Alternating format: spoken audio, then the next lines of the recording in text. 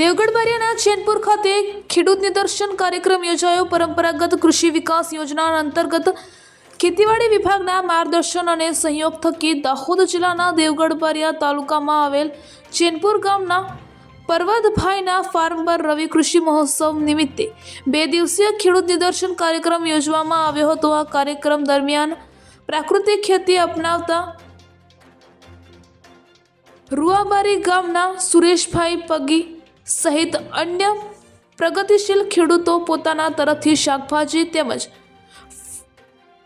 ફળ પાકોનું પણ નિદર્શન કરવા માટે સ્ટોલ ઊભા કર્યા હતા, જેમાં પ્રાકૃતિક ખેતી પદ્ધતિ વડે પકવેલ વિવિધ પ્રકારના રીંગણા, ટામેટા, પપૈયા, કેળા, મૂળા, મરચાં, વાલોળ જેવા શાકભાજી અંગે રવિ કૃષિ કાર્યક્રમમાં આવેલ ખેડૂતોને પ્રાકૃતિક ખેતી વડે થતા ફાયદાઓ અને વિસ્તારપૂર્વક જાણકારી આપી હતી।